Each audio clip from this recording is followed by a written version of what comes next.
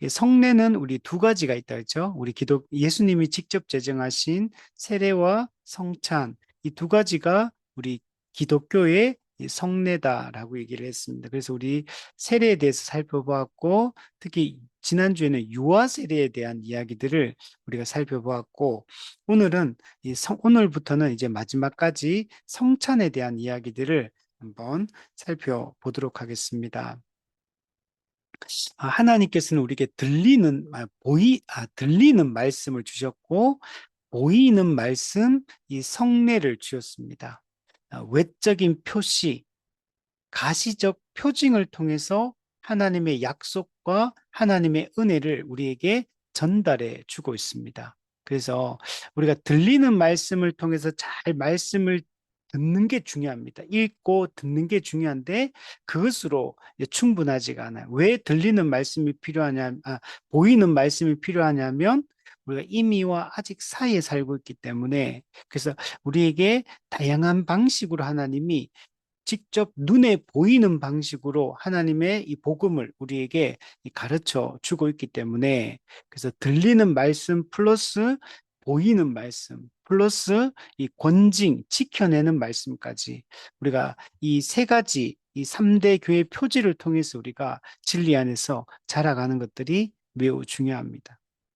그래서 우리가 세례에 대해서 오늘부터 성찬이 하는데, 이 세례는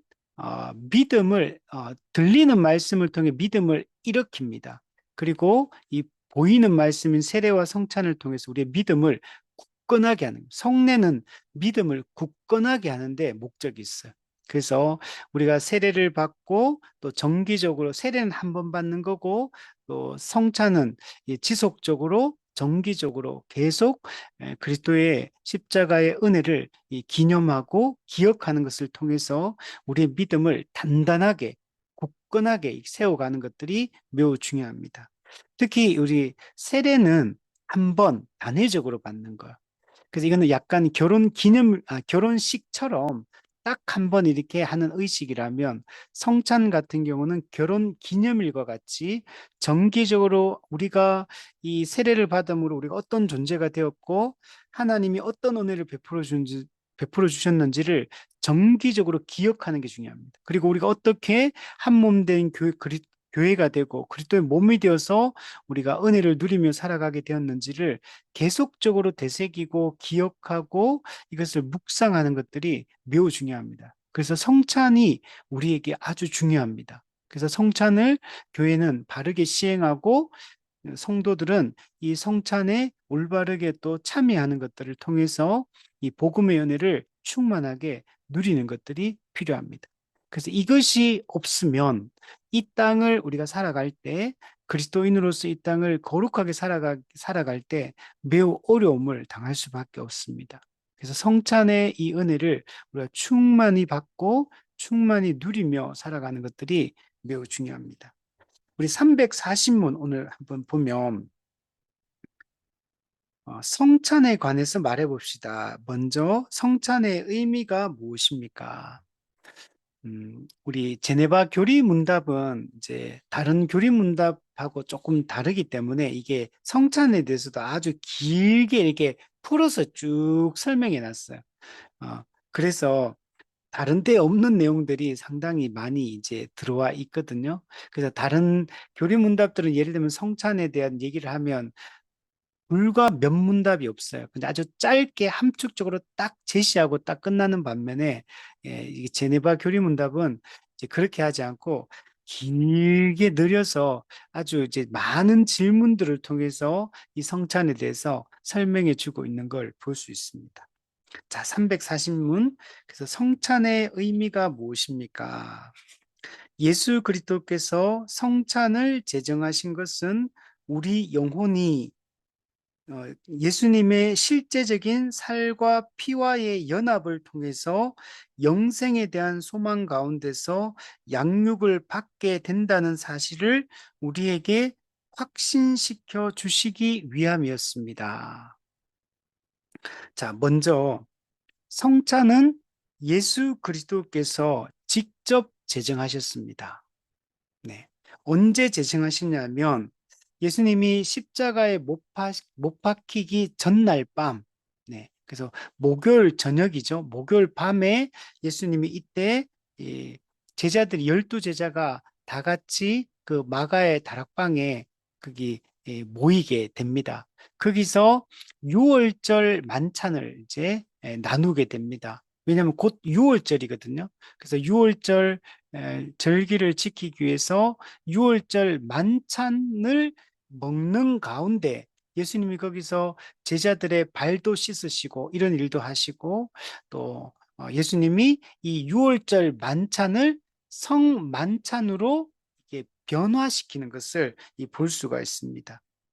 그러니까 원래는 이 시간이 유월절 절기를 지키기 위해서 예루살렘으로 올라왔고, 물론 예수님은 십자가에 못 박히기 위해 올라오신 것이지만, 어쨌든 유월절 만찬 자리로 여기 모였는데, 근데 예수님은 유월절 만찬을 성만찬, 성찬으로 이 의식을 변화시키고 있는 겁니다. 이 장면이 어떤 장면이냐면 구약에 예언되었던 새 언약을 체결하는 체결식을 하고 있는 겁니다. 우리 창세기에 보면 아브라함에게 아브라함의 언약의 내용을 선포하시고 12장에서 15장에서 언약 체결식을 하거든요.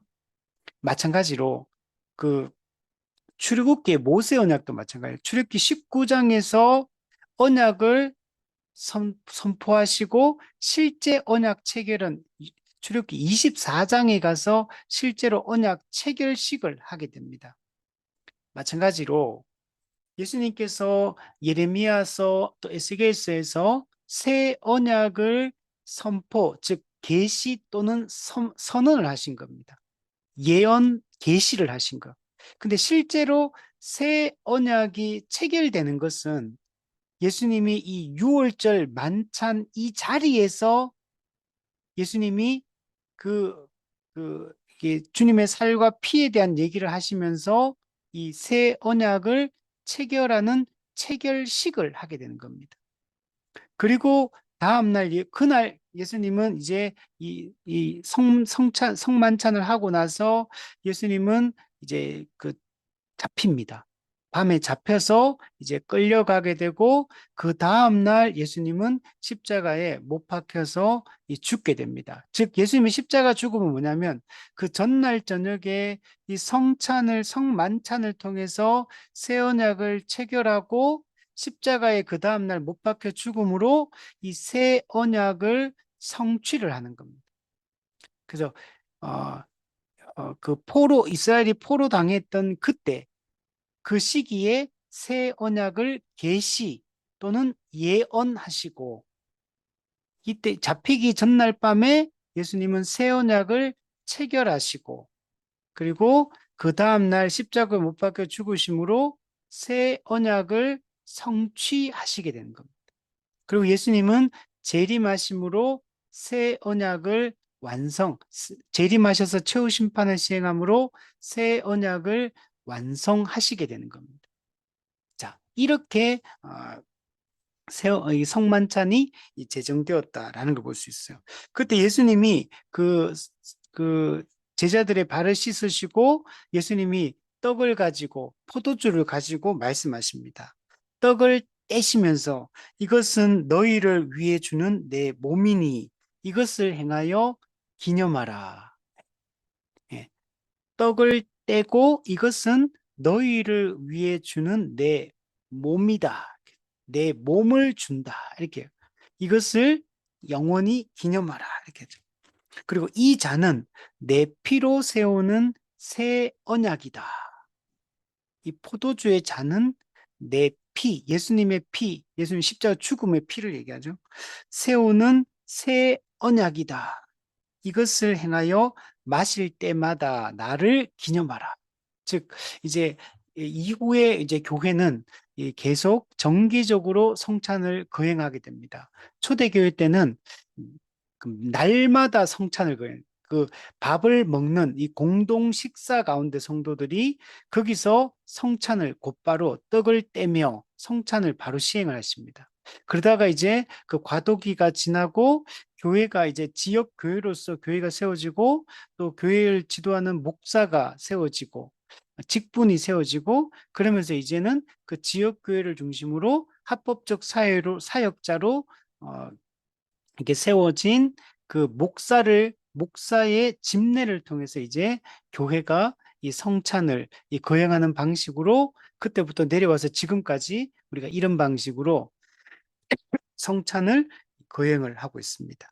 그래서 어쨌든 예수님이 직접 성찬을 제정하시고 이 떡과 포도주, 이 예수님의 살과 피를 계속적으로 이것을 기념해라. 예수님의 살을 찢으시고 피를 흘리신 그것의 의미를 계속적으로 기억하고 묵상하고 붙들고 살아가라고 이렇게 말씀을 하고 있습니다.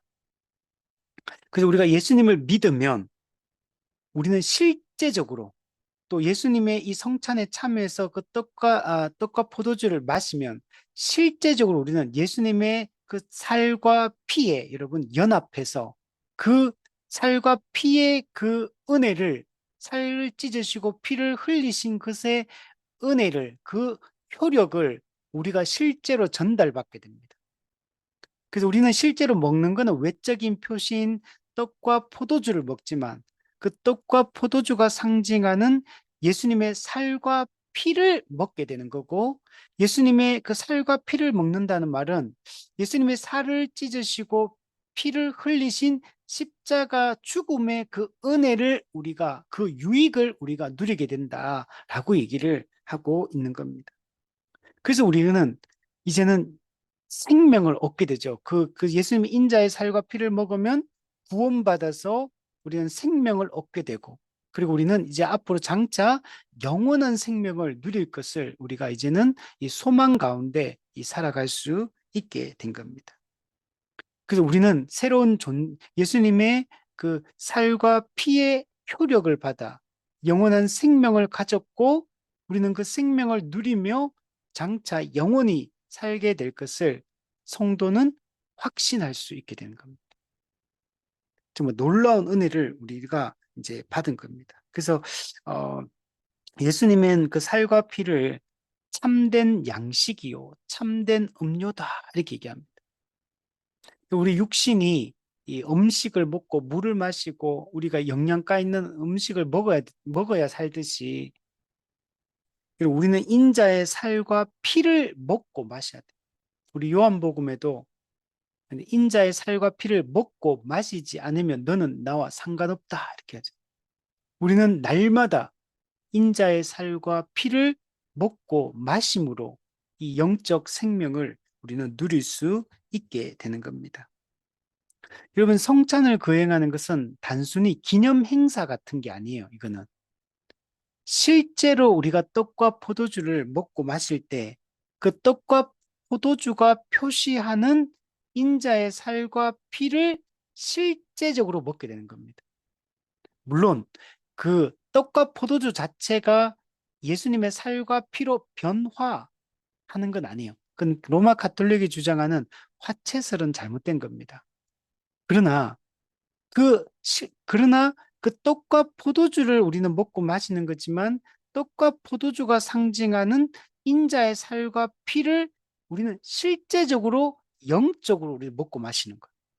영적이에요. 그러나 실제적이에요. 영적이라는 말이 실제적이지 않다는 말이 아니에요. 영적으로 먹고 마시는 거지만 그러나 실제적으로 우리는 먹고 마시는 거고 그리고 그 효과를 우리는 실제로 여러분 누리게 되는 겁니다. 우리가 성찬에 참여함으로 그리스도와 나의 이 인자의 살과 피에 연합되어서 그 효력을 실제로 우리는 누리게 된다. 그래서 예수님이 다시 오실 때까지 이 성찬을 거행함으로 인자의 살과 인자의 피를 기념할 그것을 기억하고 이것을 붙들고 살아갈 것을 우리에게 말씀하고 있습니다.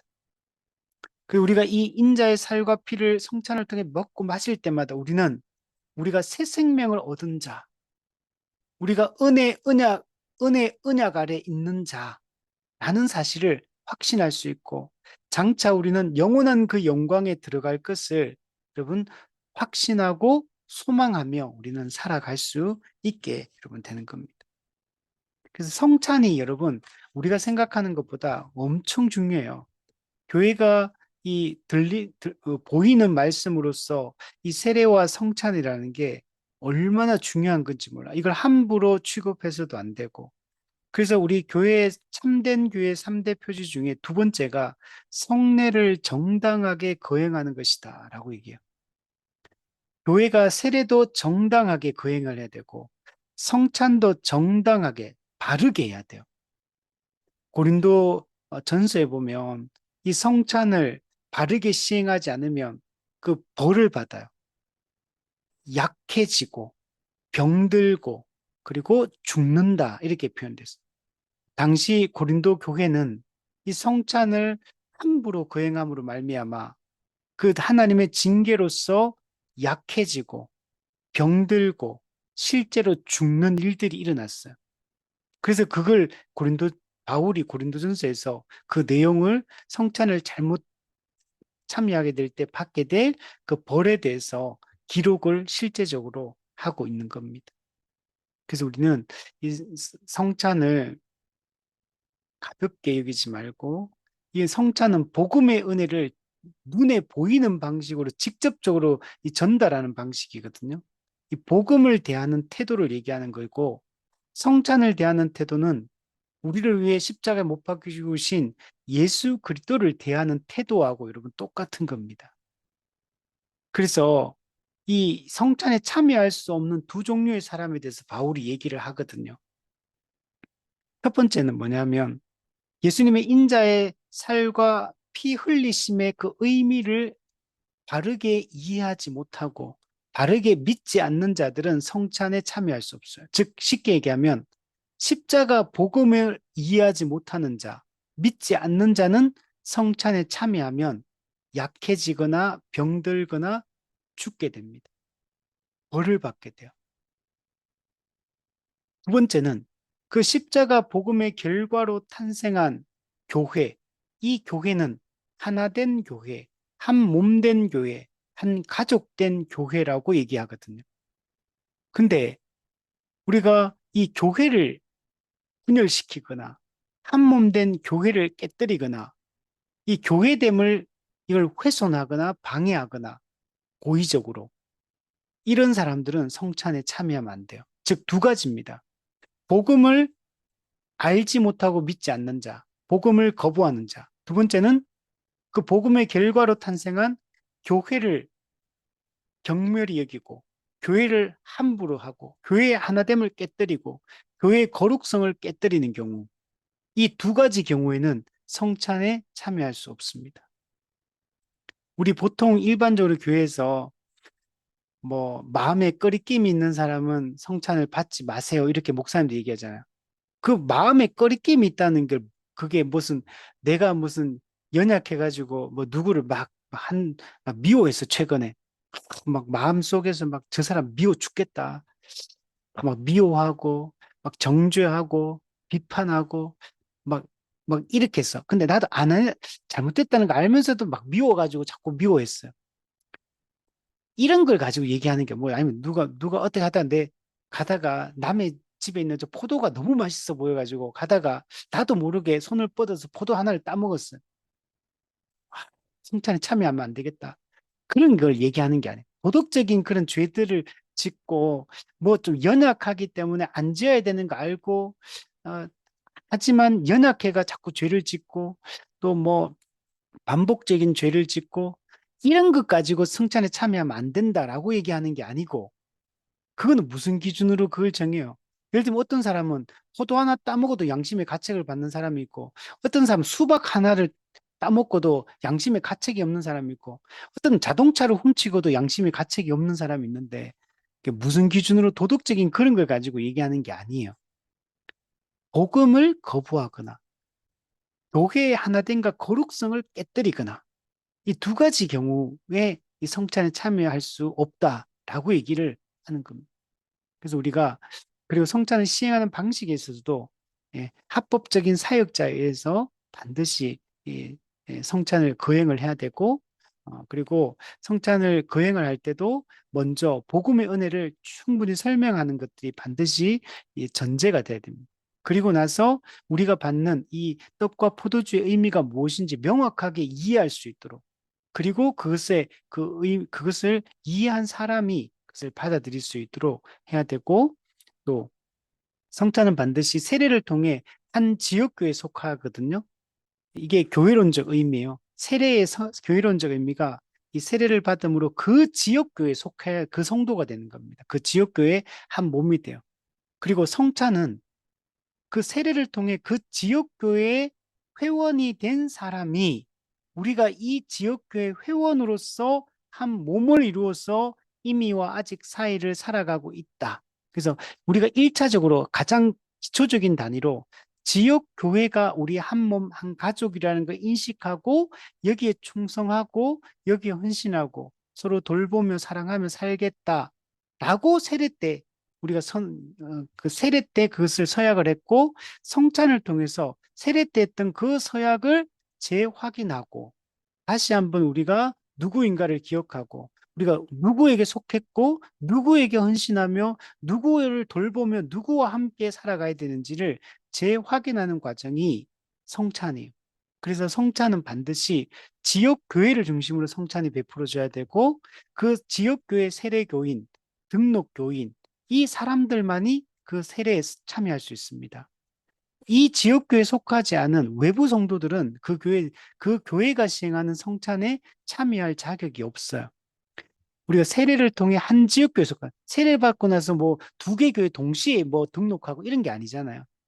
우리가 권징도 마찬가지예요. 한 지역교회에 속한 자에게만 권징이 가능합니다. 제가 목사라고 해서 저 옆에는 우리 옆에 우리 동네에 있는 이웃 교회 성도를 죄 짓는다고 제가 권징 못 하잖아요. 마찬가지로 그 사람에게 제가 세례 못 줍니다. 그 교회 다니는 성도에게 그 교회 다니고 이제 세례 받을 시간이 됐다고 해서 제가 목사라고 그 사람한테 세례 줄 수 있나요? 할 수 없죠. 마찬가지로 성찬도 남의 교회 목사가 다른 성도에게 성찬을 베풀 수가 없습니다. 기본적으로. 세례나 성찬이나 권증은 반드시 한 지역교회를 단위로 하는 행위들이에요. 전부 다가. 그래서 그 안에서 이런 성찬을 그래서 이걸 울타리 성찬이다. 또는 제한 성찬이다. 이렇게 얘기하는 거예요. 근데 지금 한국 교회는 전부 다 열린 성찬을 하고 있어요. 그냥 아무나 그냥 교회 다니고 교회 예수 믿는다 그러면 그냥 아무나 다른 교회 가가 다 참여하도록 허용을 해버리잖아요. 근데 어떻게 확인합니까? 그 사람이 세례받았다고 거짓말하는 건지 어떻게 확인해요? 그 사람이 복음을 거부하고 있는지 어떻게 확인해요? 그 사람이 교회 하나됨을 깨뜨리고 다른 교회 권징받은 성도인지, 또는 그 교회에서 지금 교회의 거룩성과 하나됨을 깨뜨리고 그런 삶을 살고 있는 사람인지 어떻게 확인합니까? 확인할 수가 없잖아요. 그리고 기본적으로 안 되지만 확인만 된다 하더라도 확인이 불가능해요. 근데 성찬은 아무나 참여하게 해서는 안 돼요. 반드시 교회의 허락이 있고 교회가 확인된 사람에게만 성찬을 참여해야 되거든요. 그래서 원리상도 안 맞고 확인할 방법도 없어요. 그렇기 때문에 아무한테나 성찬을 베풀면 안 돼요. 만약에 그 성찬이 아무나 함부로 성찬을 고린도전서 말씀처럼 참여하게 되면 아까도 얘기했지만 약해지고 병들고 이러면 죽게 됩니다. 그만큼 이 복음을 함부로 훼손하고 복음을 능멸하는 행위이기 때문에, 그래서 이거는 매우 엄격하게 다뤄진다는 사실들을 믿어야 돼요. 여러분 초대교회 보면 아나니아 삽비라 사건 있잖아요.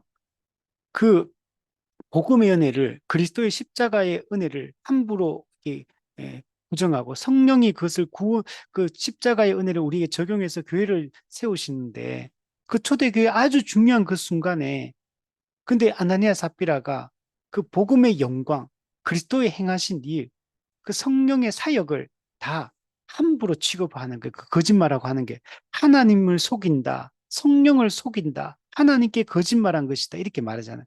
그래서 어떻게 합니까? 곧바로 적결 처분해버려요. 그래서 아나니아 딱 오자마자 바로 딱 물어보고 나서 바로 심판을 시행해버려요. 삽비라 오자마자 바로 시행해버려요. 그게 매우 중요한 사건이거든요. 그래서 복음과 하나님의 복음의 결과인 교회를 또 성령이 오순절에 성령이 오셔서 지금 그 하나님의 구원 경륜을 따라 지금 교회를 세우고 있고 그 복음의 영광을 교회를 통해 드러내고 있는 이때에 그것을 거부하거나 그것을 훼손하는 것들을 얼마나 그 엄격하게 다루고 있는지를 보여주고 있어요. 이게 구약에도 동일한 이 비슷한 사건이 있어요. 가나안 정복할 때 여리고 성을 정복하고 아이성 전투를 하는 그 과정 속에서 그 아간이 그 훔친 물건을 훔쳐요. 그거는 지금 하나님이 출애굽 구원해서 광야, 가나안 땅, 하나님 나라를 상징하는 가나안, 하나님 나라를 향해 나아가는 그 광야 생활을 거치고, 이제 그 광야 생활을 오늘 우리로 따지면 구원받고 우리가 육체적으로 죽던 예수님 재림할 때까지는 이 과정, 인생의 이게 구약으로 보면 광야 시간이거든요. 그리고 가나안 땅이라는 건 하나님 나라를 상징하거든요. 적과 꿀이 흐르는 땅, 약속의 땅, 하나님이 함께 하시는 땅, 임마누엘의 땅. 그 땅에 들어가서 지금 그것을 하나님이 하시는 구속 사역의 구속 역사의 그 과정에서 그 초치는 작업, 그 찬물을 끼얹는 작업을 한 게 그 아간이 그 물건 훔친 거. 그건 단순히 그냥 물건 하나 훔치고 욕심냈다, 그래서 벌 받았다 이런 얘기가 아니에요. 하나님의 구속사를 지금 망치려고 하고 있고 하나님이 하시는 구원 계획에 찬물을 끼얹는 일을 하고 있기 때문에 아간도 적결 처분해서 바로 죽여버리는 거. 심판을 바로 시행해버리는 거. 그럼 성경에 신약에 오면 성령 모독죄, 사함 받을 수 없는 죄가 있어요. 요한 1서에도 사망에 이르지 않는 죄가 있고 사망에 이르는 죄가 있어요. 어떤 모든 죄는 용서를 받는데 성령을 회방하고 성령을 모독하는 죄는 사함을 못 받는다 그래요. 그 사망에 이르는 죄, 성령 모독죄, 성령 회방죄 똑같은 죄. 그 의미가 뭐냐? 복음을 거부하고 교회의 하나됨과 거룩성을 깨뜨리는 거. 이 두 가지가 해당하는 거예요. 성령이 하시는 일이 뭡니까? 예수님은 우리를 위해서 죄인을 구원하기 십자가 사역을 감당하셨죠. 그 십자가 구속의 객관적 구속 사역의 효력을 우리에게 주관적으로 적용하는 분이 성령님이거든요. 그래서 오순절에 성령이 오신 거. 근데 성령을 모독하고 성령을 회방한다는 말은 성령께서 예수님이 성취하신 구속 사역의 효력을 우리 개인에게 적용하는데 그것을 망치는 게 성령 모독죄인 거예요. 성령의 구원 적용 사역을 방해하고 그것을 거부하고 그것을 깨뜨리는 게 성령 모독죄. 그게 사망에 이르는 죄입니다. 하나님이 창세전부터 계획하신 구원을 예수님이 성취하시고 성령님이 그 구원의 효력을 적용하는데 그것을 거부하고 그것을 훼손하기 때문에 그는 적결 처분을 받아서 여러분 심판을 받는 겁니다. 그만큼 이게 무서운 일들이에요. 그래서 세례나 성찬도 우리가 이걸 함부로 우리가 복음을 거부하면 심판받는 지옥 간다 그러잖아요. 여러분 세례와 성찬도 복음이요. 오이는 복음이거든요. 이것을 함부로 거행하게 되면 심판을 받아 죽는 게 당연한 겁니다. 그래서 이걸 우리가 이 올바르게 이것을 이해하고 시행하는 것들이 매우 중요하다라고 말할 수 있는 겁니다. 341문을 보면 왜 주님께서는 빵을 통해 당신의 몸을 또 포도주를 통해 당신의 피를 나타내 보여주신 이유가 무엇입니까? 그럼 빵이 우리 몸에 우리 육신적으로 생각해 보면 빵을 안 먹으면 우리는 죽어요. 밥을 안 먹으면 죽어요. 그죠? 그 육적인 양식이잖아요. 밥을 먹어야 살잖아요. 몸이. 그리고 몸이 건강하고 몸이 지탱되고 유지가 되는 것처럼 우리도 그리스도의 몸, 그리스도의 인자의 살을 먹어야지만 우리의 영혼이 사는 겁니다. 육신이 빵을 먹어야 살듯이 우리의 영혼도 그리스도의 살을 먹어야지만 우리가 살 수 있게 됩니다. 우리가 영적으로 생명이 유지되기 위해서는 반드시 인자의 살을 먹어야 돼요. 그 예수님께서도 요한복음에서 말씀하시는 거예요. 인자의 살과 인자의 피를 먹고 마시지 않는 자는 내게 상관없는 자다. 그는 영생을 얻지 못한다. 우리는 인자의 살과 피를 자주, 날마다 우리가 먹는 것들이 여러분 필요합니다. 이도 마찬가지죠. 포도주는 일종의 우리가 육신의 몸의 기력을 회복하는 역할을 하는 게 이런 포도주입니다. 고대 사회는 그 당시는 이쪽은 물이 좀 귀하기 때문에 이런 포도주가 갈증을 해소하는 역할도 하지만 또 이게 우리가 몸이 지치고 힘들 때 이 원기를 회복하고 우리의 몸을 이게 쇠약한 몸을 기력을 회복하는 이런 용도로 이 포도주가 사용되었거든요. 마찬가지로 우리에게도 그리스도의 피를 우리가 마심으로 우리가 영적으로 우리가 기력을 회복해야 되는 우리가 구원을 여러분 받아야 된다. 그래서 죄로 인해 죽을 수밖에 없는 우리가 이 그리스도의 살과 그리스도의 피를 먹고 마심으로 우리는 영적 생명을 얻게 되고 우리의 영적인 우리가 건강함을 우리는 유지할 수 있게 되는 겁니다. 그래서 우리는 이 성찬을 자주 거행하는 게 좋습니다. 우리 초대교회는 매일 날마다 있잖아요. 물론 나중에는 이제 교회를 중심으로 좀 이게 역사적으로 보면 이게 매일 하지는 않고 우리가 뭐, 어, 뭐 매주 이렇게 한다든지 또는 매월 한다든지 이렇게 바뀌어 오기는 했지만 어쨌든 간에 우리는 자주 시행하는 게 좋아요. 근데 집에서는 우리가 매일은 불가능합니다. 지금은 신약시대 때는 계시가 완성되었고 주님의 그 계시를 전달할 수 있는 복음을 전할 수 있는 이 교회가 세워졌고 그 교회를 목자장이신 예수님의 가르침과 다스림을 대행하는 목자인 목사가 세워져 있기 때문에 그래서 목사를 통해 예수 그리스도께서 그 성찬을 거행하도록 하는 게 이게 예수님이 정하신 이 성찬과 세례 권징의 또는 설교의 방법이에요. 그래서 그래서 교리 문답들을 다 살펴보면 성찬과 할 때 항상 자주 나오는 표현이 있어요. 합법적 사역자를 통해서 합법적으로 거행돼야 된다. 이게 매우 중요한 겁니다. 왜 중요할까요? 왜 공적 설교는 목사만 해야 될까요? 왜 세례는 목사만 줘야 될까요? 왜 성찬은 목사만 거행할 수 있을까요? 왜 권징은 왜 목사만 할 수 있을까요? 물론 목사 장로가 함께 하지만 그다음 목사가 없으면 장로만으로는 권징 세례 못 합니다. 반드시 목사가 중요합니다. 목사가 왜 목사에 의해서 합법적 사역자에서 이 모든 것들이 거행돼야 되냐면 아까도 말했죠. 들리는 말씀, 보이는 말씀, 성례, 지켜내는 말씀, 권징. 말씀, 성례, 권징은 전부 다 복음을 드러내고 복음을 나타내는 방식이에요. 근데 왜 합법적 사역자인 목사를 통해 거행돼야 되냐면 복음이 변질되지 않아야 되기 때문에 그래요. 그래서 공적으로 설교하는 것도 성례를 거행하는 것도 권징을 시행하는 것도 말씀을 가르치는 권한을 부여받은 가르침과 다스림, 예수님의 가르침과 다스림을 대행하도록 권한을 위임받은 목사만이 할 수 있는 겁니다. 그래서 직분으로서의 목사의 직무가 매우 중요합니다. 그 목사에서 이런 게 집례가 안 되면 복음의 변질이 일어나기 때문에 그 복음을 보호하기 위해서 그래서 반드시 이제 신약 시대 때는 합법적 사역자를 통해서 이 모든 일들을 거행하도록 한 겁니다. 근데 오늘날 설교도 막 집사들 설교 막 시키고 청년들 막 설교 시키고 이런 교회들도 있거든요.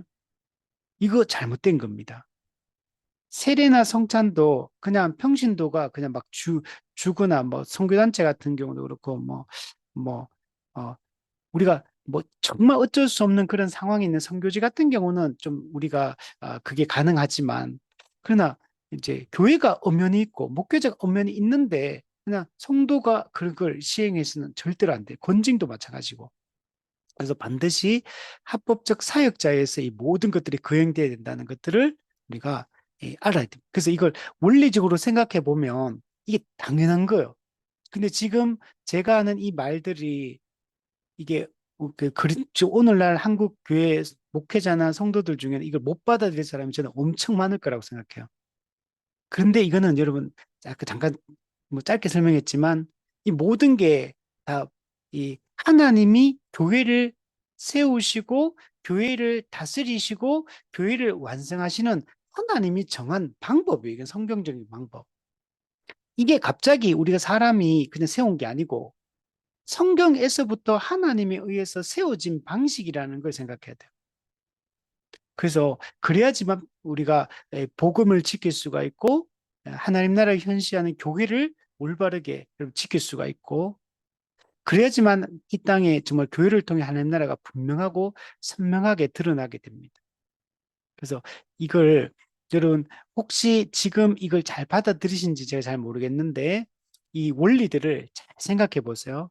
이게 하나님이 정한 방법이고 그리고 이게 교회가 2000년 교회사 속에서 역사 속에서 해오던 방식이고 그래서 특히 이게 중세 천년 동안 이게 완전히 무시당했기 때문에 그래서 종교개혁자들이 이런 부분들에 대해서 이 교리문답이나 신앙 고백서 안에서 이런 것들을 자세하게 설명을 해주는 이유가 그 당시 교회가 이렇게 안 했기 때문에 그것 때문에 이 모든 복음의 변질이 중세 천년 동안 찾아왔잖아요. 교회가 완전히 중세교회가 거짓교회로 이렇게 세워졌던 거잖아요. 그래서 종교개혁자들은 참된 주님의 교회가 세워지고 참된 복음이 선포되어지고 이렇게 하기 위해서 그래서 이런 것들을 아주 꼼꼼하게 기록하고 이런 것들을 정리해 두었다라는 것들을 알 수 있고 그리고 이런 방식들은 종교개혁자들이 자기들이 생각해가지고 인간적으로 만들어낸 방법이 아니고 성경이 제시하고 있는 방식들을 설명하고 있는 것이다 라고 생각을 해야 되는 겁니다.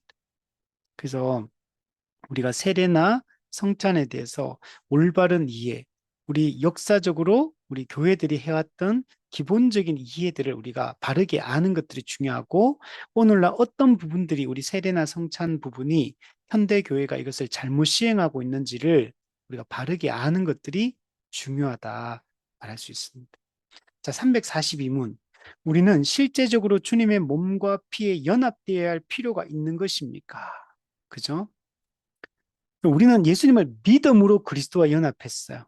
그리고 우리는 이 성찬에 참여함으로 예수님의 그 인자의 살과 인자의 피에 연합이 되는 거예요. 그 연합이 되어서 예수님이 살을 찢으시고 피를 흘리신 것의 그 효과, 그 은혜가 우리에게 전달이 되는 겁니다. 그리스도와 연합해야 된다. 인자의 살과 피에 연합하는 거예요. 그거는. 왜 그걸 해야 되느냐? 그리스도의 인자의 살과 피에 연합이 되어야지만 구원이 가능하기 때문에 그래요. 그리스도와 연합한다는 말은 그리스도의 살과 피에 연합한다는 말이에요. 그래야지만 구원이 가능하고 죄 문제가 해결될 수 있고 의롭다함을 받을 수 있기 때문에 그런 겁니다. 자, 그래서 밑에 보시면 분명히 그렇습니다. 왜냐하면 우리의 구원의 보장은 우리가 구원을 받는다는 것, 최종적으로 구원받는 것 무엇이 보증해 주냐면 예수님이 하나님 아버지께 대해 바친 복종에 있다. 이게 뭡니까? 예수님이 이 땅에 육신을 입고 성육신 하셔서 한 평생을 예수님은 율법에 순종하시며 사십니다. 그리고 예수님이 하나님의 뜻인 율법에 온전히 순종하신 그 순종의 절정이 뭐냐면 십자가에 못 박혀 죽으시는 거예요. 예수님은 우리 어, 우리 인류의 죄를 대신해서 예수님이 화목제물, 하나님의 진노를 제거하기 위해서 예수님이 우리 대신 형벌을 받는 이 죽음을 예수님이 형벌적 죽음, 대속적 죽음을 예수님이 죽으신 겁니다. 그 예수님이 이루신 이 객관적 구속 사역, 구속 성취, 이것 때문에 우리의 구원이 보장되는 것. 그럼 우리의 구원의 근거는 뭐냐? 우리의 행위, 우리의 믿음이 아니에요. 예수님의 십자가의 은혜가 우리 구원의 근거요. 구원의 근본적, 근원적 원인인 겁니다. 우리는 믿음으로 구원받는다 그러니까 믿음이 구원의 근거라고 오해하면 착각이에요. 믿음은 구원의 그냥 통로의 역할을 할 뿐이지 구원의 근거는 예수님이 우리 대신 행하신 이 십자가의 공로다. 십자가의 은혜다. 이렇게 생각을 해야 됩니다. 자, 그래서 뒤에 보면 그래서 그것 때문에 우리의 구원이 보장됩니다. 이 예수님의 이 복종은 마치 우리 자신의 것인 양 우리에게 돌려지기 때문입니다. 뭐 어떻게? 여러분, 우리가 십자가 못 박혀 죽었습니까? 우리가 죄값을 지불했습니까? 우리 죄에 대한 형벌을 우리가 직접 담당했습니까? 우리는 아무것도 안 했어요. 예수님이 우리 대신 우리 죄에 대한 죄값을 지불하신 것이고, 우리가 받아야 할 형벌을 예수님이 대신 담당한 거죠. 그거는 예수님이 한 거예요. 우리가 한 게 아니에요. 그러면 그거는 예수님이 했기 때문에 우리하고 아무 상관이 없는 거예요, 사실은. 그런데 어떻게 예수님이 그렇게 율법에 순종하시고 십자가의 화목제물로 형벌 대속적 죽음을 죽으셨는데 그게 내가 한 것도 아닌데 그게 어떻게 내 걸로 받아들여집니까? 예수님이 하신 일의 효과가 왜 내가 한 것처럼 그 효과가 나한테 나타나느냐는 거예요. 믿음으로 그리스도와 연합했기 때문에 그 일이 일어나게 된 거예요. 우리가 예수님을 믿지 않으면 그리스도와 연합할 수 없고 그리스도와 연합하지 않으면 예수님이 행하신 일은 우리하고 아무 상관이 없어요. 예수님이 행하신 일은 객관적 구속 성취입니다. 그 나하고 아무 상관없어요. 근데 그게 어떻게 그게 내 사건이 되고 내 구원에 영향을 미치는 사건이 되느냐는 거. 믿을 때 그리스도와 연합하기 때문에 그런 거예요. 그리스도와 연합하면 어떤 일이 일어나냐면 그리스도와 함께 죽고 그리스도와 함께 살아나게 됩니다. 그래서 우리가 예수님을 믿고 그리스도와 연합하게 되면 위대한 교환이 이루어집니다. 위대한 교환 또는 이중전가. 우리의 죄는 그리스도께 전가되고 그리스도가 성취하신 의는 우리한테 전가됩니다. 죄의 전가, 의의 전가, 위대한 교환이 이루어지게 됩니다.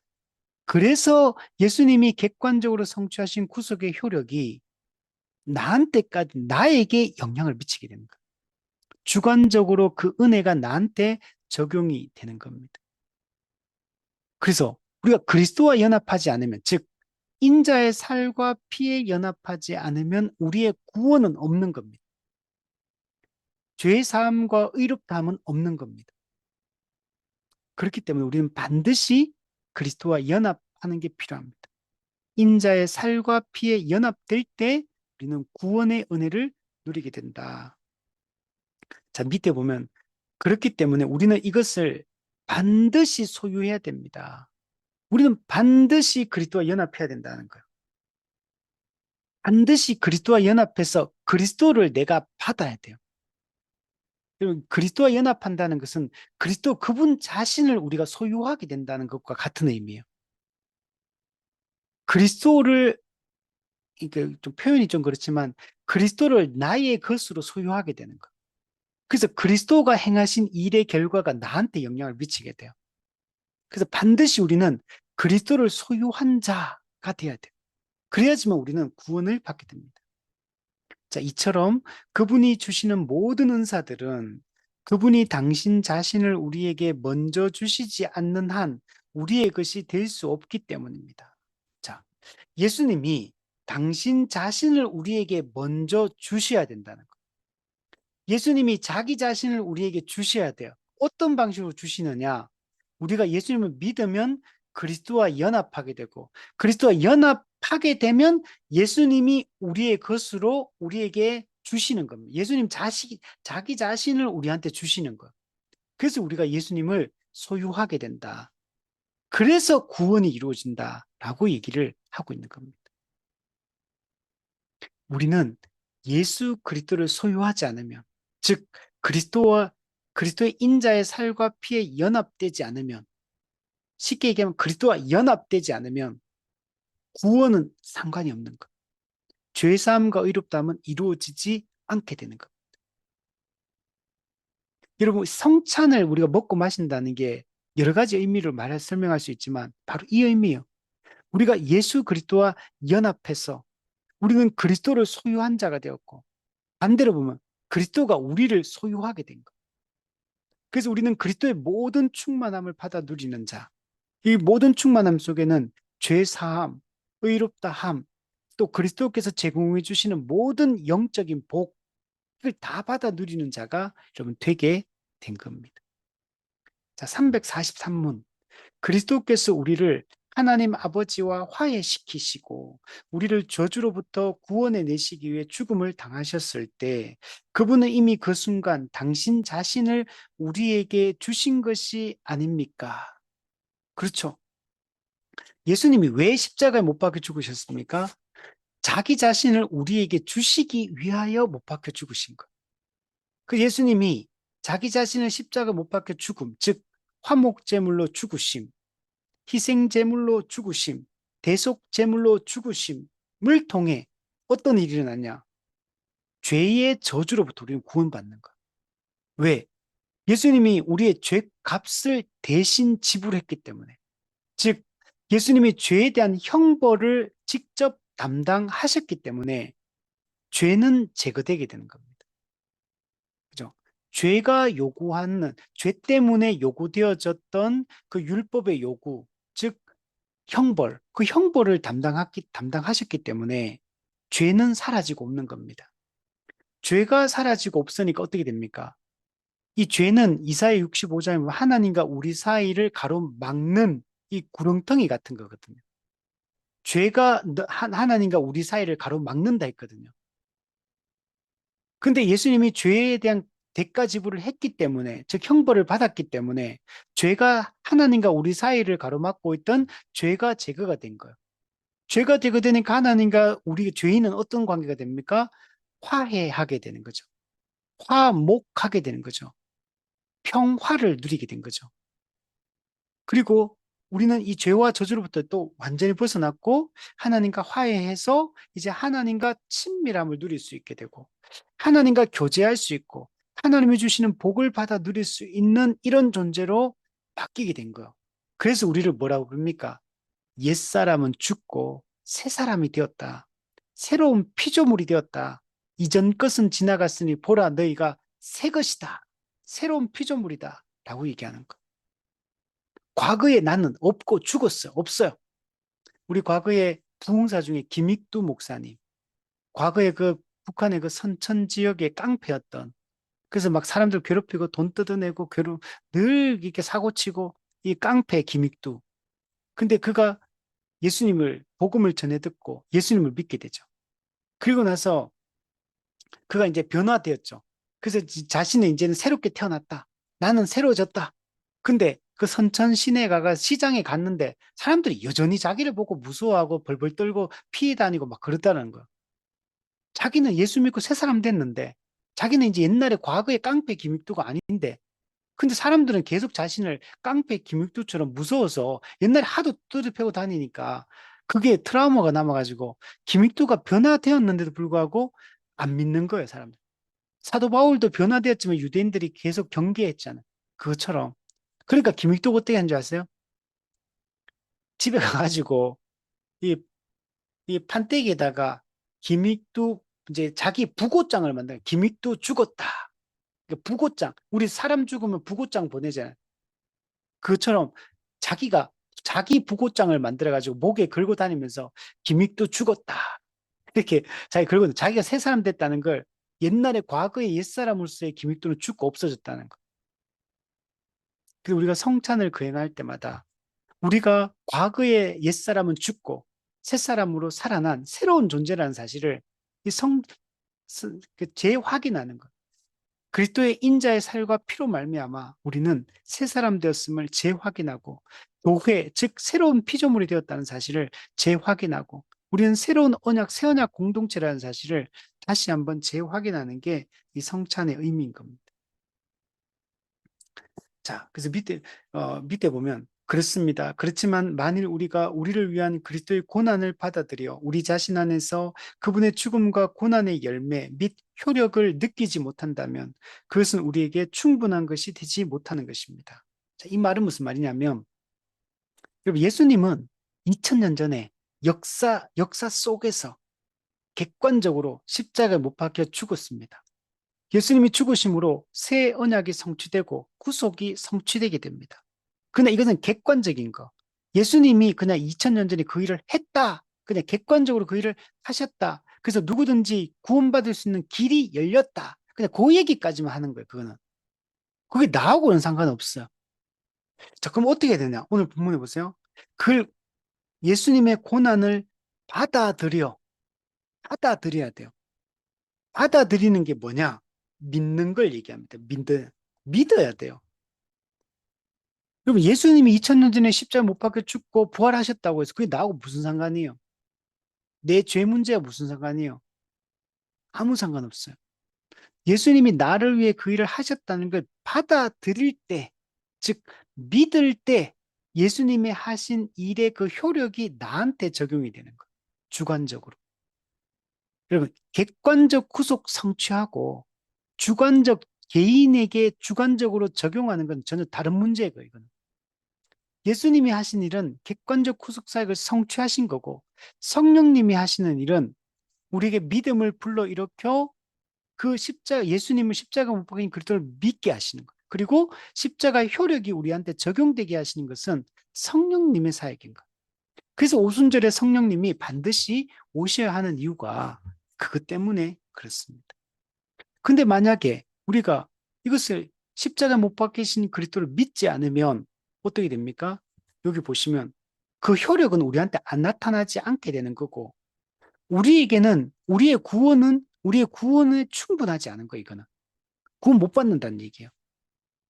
그래서 반드시 이걸 받아들임이 중요하다. 우리 복음을 듣고 믿어. 예. 너희가 마음으로 믿어 의에 이르고 입으로 시인하여 구원에 이른다. 마음으로 믿어 뭡니까? 내적 믿음. 예수님이 우리의 죄인됨을 인정하고 예수님이 유일한 중보자로서 우리를 위해서 이 일을 하셨다는 걸 믿음으로 받아들일 때 그러면 주관적으로 성령께서 그 십자가의 은혜를 우리는 적용해서 우리가 구원을 받게 되는 겁니다. 그래서 반드시 이 과정이 필요합니다. 네. 반드시 성령에 의한 우리가 믿을 때 성령에 의해서 우리가 구원의 효력이 나타난다. 즉 이걸 성령의 효력 있는 부르심 또는 효과적인 부르심이라고 얘기하는 거예요. 자, 344문. 그것을 받아들이는 방법은 오직 신앙이지 않습니까? 자, 신앙, 믿음. 예, 믿음으로만 이걸 받아들일 수 있어요. 마음으로 믿어 의에 이르고 내적 믿음. 그는 성령이 믿음을 일으켜 주시는 거예요. 은혜로 믿어지게 하시는 겁니다. 그래서 이 믿음이 구원의 통로가 되는 겁니다. 믿음이 없이는 하나님을 기쁘시게 못한다. 예. 예수님을 믿지 않으면 구원 못 받는 거. 믿는 자는 구원을 받을 것이요. 믿지 않는 자는 영원한 사망에 처해지리라.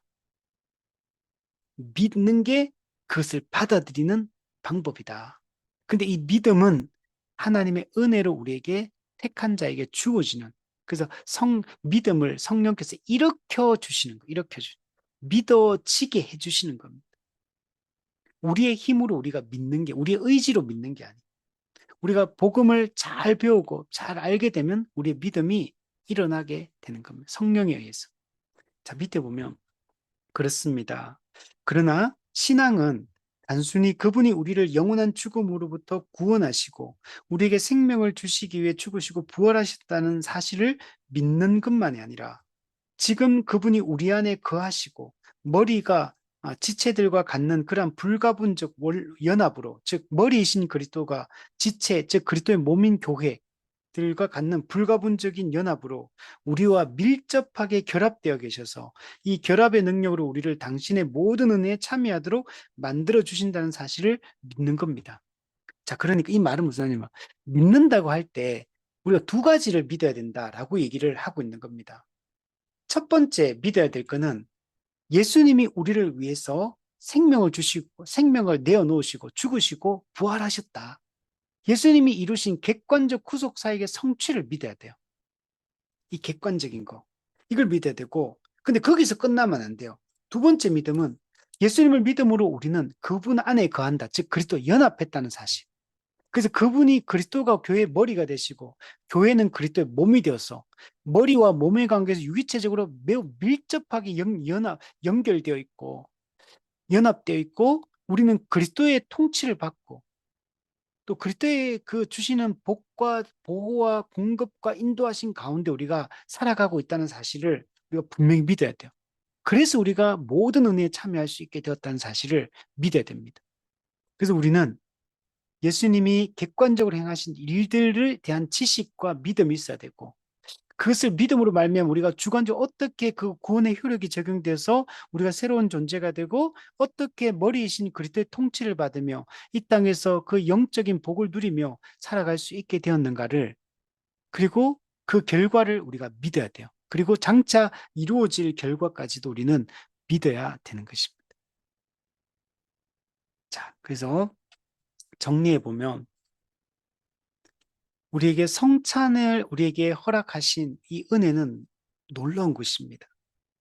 우리가 그냥 들리는 말씀으로만 우리가 복음을 듣고 우리가 그 은혜를 누릴 수도 있지만, 우리가 이미와 아직 사이에 살고 있고 여전히 죄성을 가지고 있고 여전히 과거를 회개하려고 하는 이 악한 본성이 아직 남아있는 이런 때, 죄의 오염과 죄의 그 권세가 아직은 남아있는 이때에 우리는 이런 이 성례라는 이 보이는 말씀, 이게 우리가 실제로 하나님의 은혜와 그 복음을 우리가 눈으로 볼 수 있고 손으로 만지고 입으로 먹고 오감을 통해서 귀로 듣고 이런 방식으로 복음의 은혜를 우리에게 충분하게 설명해 주고 있고 알려주고 있다는 사실들을 우리가 기억을 해야 됩니다.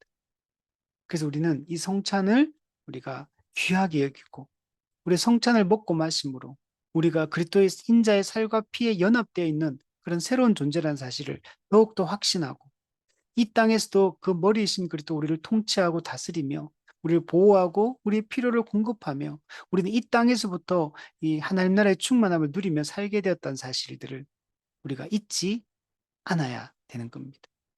그리고 교회에서 우리가 성찬을 거행할 때 정말 우리가 누구였는지, 예수님이 누구인지, 어떤 은혜를 베풀어 주셨는지, 우리가 그 어떻게 믿게 되었고 우리가 어떤 은혜를 받게 되었는지, 우리가 현재 교회됨이 얼마나 영광스러운 것인지, 장차 우리에게 주어진 약속이 얼마나 놀라운 것인지를 깊이 묵상하며 이 성찬을 참여할 때 그 성찬의 은혜가 우리가 복음을 귀로 들을 때 받는 은혜, 그것처럼 아주 놀라운, 우리가 눈으로 직접 목격하며 그 은혜를 눈으로 보게 여러분 되는 것입니다.